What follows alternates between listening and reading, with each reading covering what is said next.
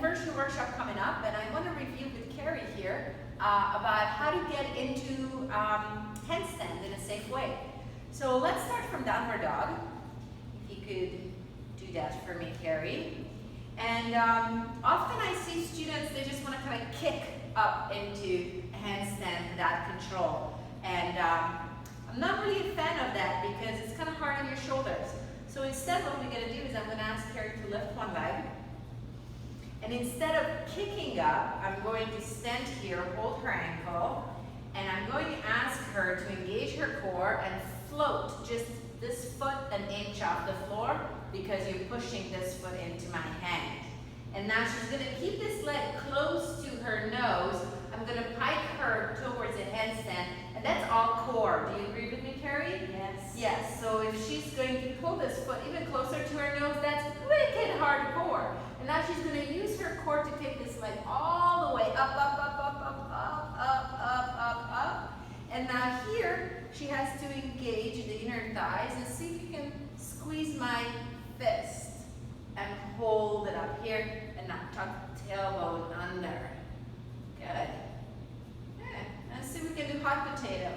Hot potato. Oh, that's pretty good. Hot potato. Find it, find it, find it, find it. And slowly release down. That's really good. Good job, Carrie. Do a little shoulder rinse thing. Yeah. Ha. So that could be choice number one. If you're working with a partner, notice there was no kicking, there was certainly no screaming, there was no drama with this whatsoever. It was just very calm. I'm just holding her foot. Now let's say you're working alone and you're like, oh, Dora, that sounds fine, but I want to go up there by myself. So let's go to downward dog. And still there will be not much kicking. So lift this leg up, Carrie, just a little bit. And now this leg is going to stay rigid. You're going to use this leg to take little hops. So bend the knee, and then take a hop, and then lean back, bending the knee. So do that a couple of times. So notice this leg is the shock absorber, and this leg just stays really steady. And do that one more time. Okay, now pause and shake it out a little bit. Come back to downward dog. Good. Now we're going to do something a little different. Now Carrie's going to lift up this leg again. And now this leg is not going to be jumping. This one is going to be swinging. And because it's swinging, it's going to lift the lower leg up. So swing and pop. Swing and pop.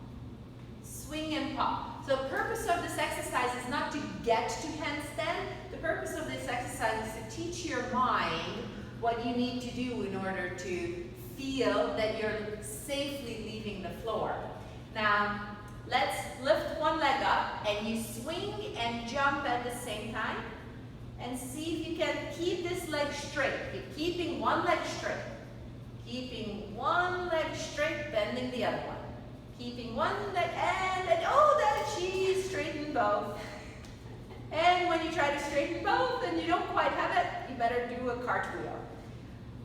But if you listen to your teacher and you don't straighten both, then you can kind of balance it right there. Balance it right there. And that's great because as long as that leg is down here, it's almost impossible to fall over because you have weight on the other side. So that's good, Carrie. Thank you so much for being the perfect student.